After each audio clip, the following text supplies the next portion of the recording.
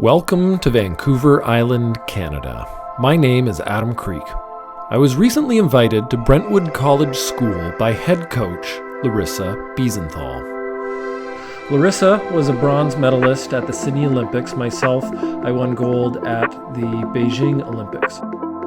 We are there to teach the World Rowing Values Education Program.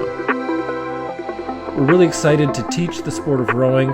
We both are very passionate about this sport and teach Olympic values to the next generation of athletes, the next generation of leaders.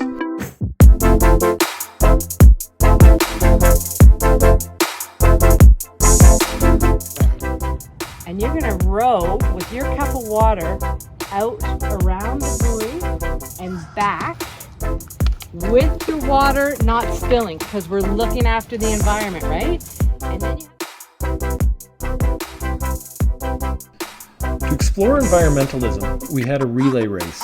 Each rower had to take a cup of water from shore, balance it on their rowboat, and row out around a buoy.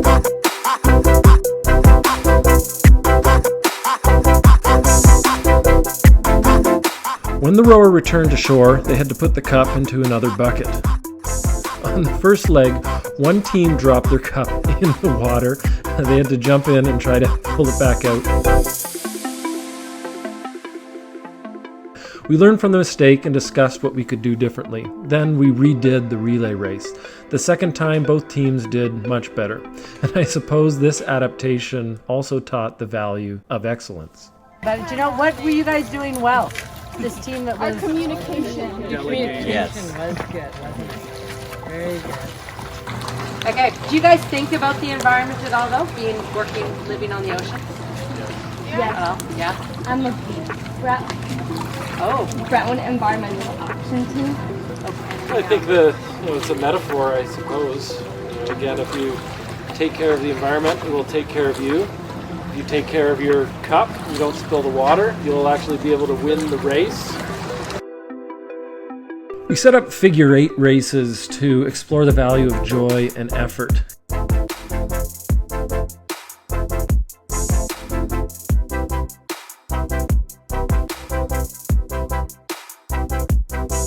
Here you can see a couple of the athletes starting and getting caught on the buoys.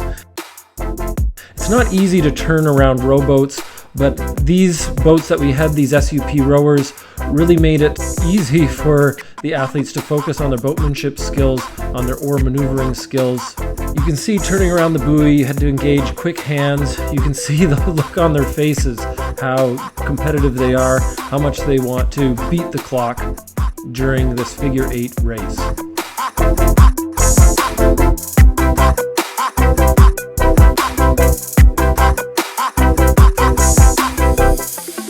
The second time we did the race, the times were much faster. The athletes forgot about their oars and what they had to do and used their oars as an extension of their body. As a coach, this is really great to see. You want to see athletes forgetting that they have equipment and just putting their competitive spirit straight into the effort. We talked about life balance. Friends. Family. Mental health. Sleep. Holy, so you're balancing, you got about 10 balls up in the air, just from saying that, right? The athletes had a good sense of what it took to pursue balance. Being a student athlete is no joke. It can be difficult when you have studies, you have to maintain relationships with your families, with your friends, have to make sure that you're eating properly. All of these aspects contribute to a healthy and fulfilling life. And we certainly value all of them, but if our life gets out of balance, we know how uncomfortable that feels.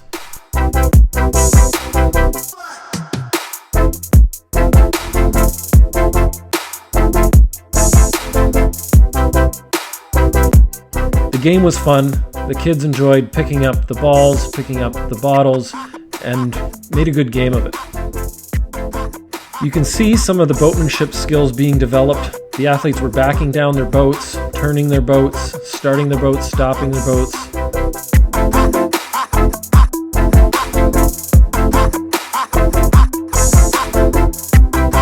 The athletes also developed their hand-eye coordination skills that aren't naturally developed in the sport of rowing.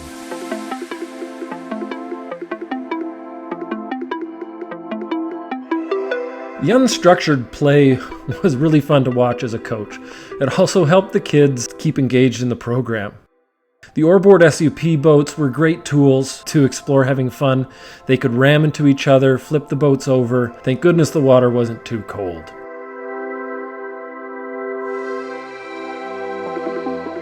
It was great to have equipment that the kids could roughhouse with and didn't have to worry about damaging.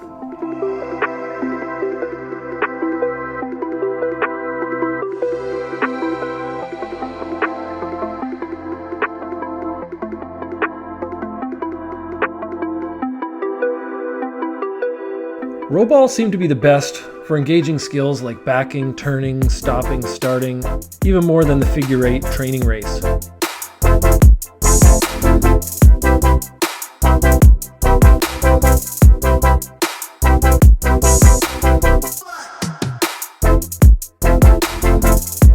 We were really able to engage their competitive spirit. Good sportsmanship was obvious, and we were able to experience teamwork in ways that aren't naturally present in traditional rowing, training, and racing.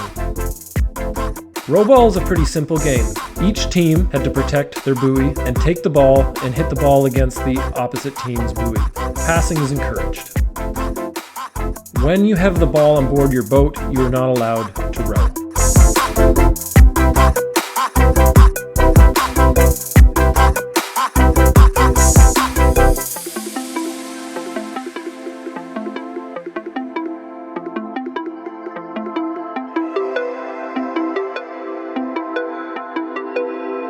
As you can see, the equipment is rugged and able to handle the rough and tumble contact that this sport tends to encourage.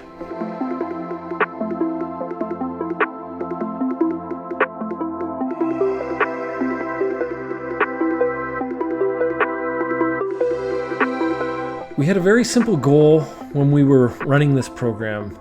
The goal was to, well, I suppose, have fun and keep it simple. Values education is a complex topic. Values are built on our emotions and beliefs.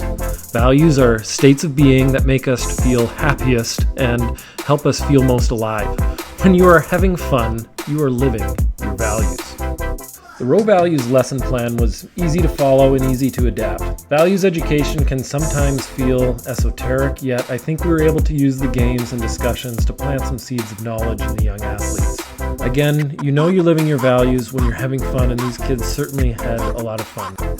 That's enough talking by me for now. We'll let everyone else describe what their experience with the Row Values program was. So we played a bunch of games today. Olin, can you tell me what games we played? We did the figure eight and a relay race, and then we played a soccer game, or kind of soccer, throwing balls. Yeah, what was your favorite game? I think the soccer kind of game, Okay, what did you take away from all the games we played today? Have fun, enjoy taking care of the environment, and just have a lot of fun with your friends. How was the water? It was amazing. It was nice to be out there on some oarboards and have a little fun and experience the Olympic values.